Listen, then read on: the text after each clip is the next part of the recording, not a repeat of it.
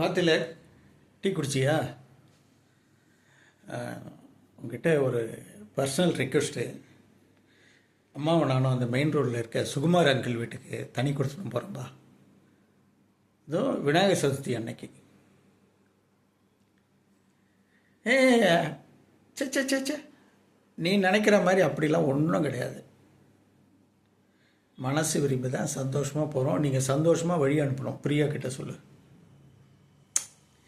இல்லைடா திலக், அம்மாவும் பொண்ணும் நாயை பேயே வா பொண்ணு திட்டிக்கிட்டா அது பெருசாக தப்பாக தெரிய மாட்டேங்குது.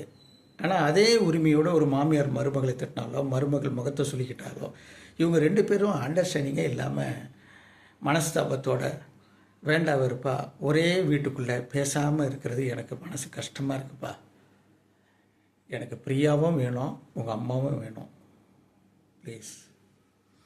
அப்புறம் ஒரு முக்கியமான பாயிண்ட்டு, இந்த ஃப்ளாட்ஸை நித்யா பேருக்கு நாங்கள் எழுதி வைக்கிறதா முடிவு பண்ணிட்டோம். டாக்குமெண்ட் உன் பீரோவிலேயே இருக்கட்டும், ஒன்றும் பிரச்சனை இல்லை. பட் உனக்கு சேர வேண்டிய சொத்தை ஸ்ட்ரெயிட்டாக உன் பொண்ணு எங்கள் பேத்தி பேரில் தான் மாற்ற போகிறோம். ஃப்யூச்சரில் அதுங்க நல்லா இருக்கணும் இல்லையா? தப்பாக நினச்சிக்காத.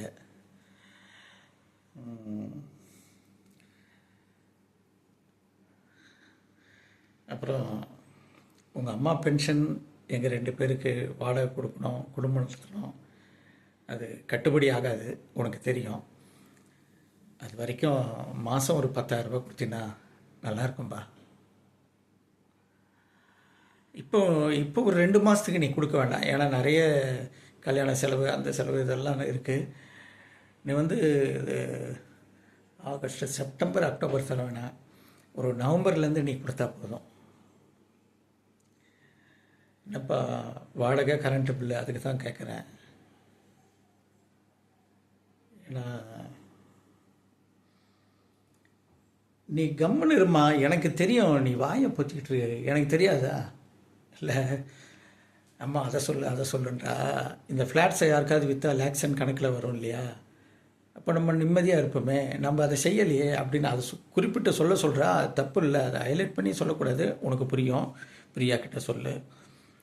அட்லீஸ்ட் நவம்பர் இல்லைனா கூட டிசம்பர்லேருந்து ஏதாவது மாதம் ஒரு 10,000 கொடுங்கப்பா. சுகுமார் அங்கிள் வீட்டுக்கு தான், ஒன்றும் பிரச்சனை இல்லை. ஆந்தவே பசங்க வர்றப்போ நாங்கள் பார்த்துப்போம். ஸ்கூல்லேருந்து நானே கூட கூட்டு போய் எங்கள் வீட்டில் வச்சுப்பேன், ஒன்றும் பிரச்சனை இல்லை. தேவைப்பட்டால் நாங்கள் ஒரு ஆட்டோ பிடிச்சி இங்கே வீட்டுக்கு பார்த்துட்டு போகிறோம்.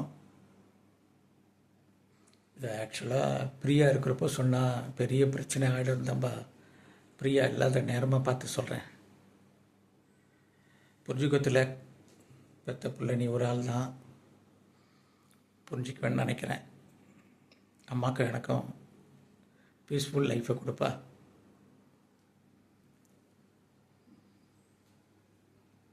எனக்கு ஒரு டம்ளர் டீ கொடுக்குறியா?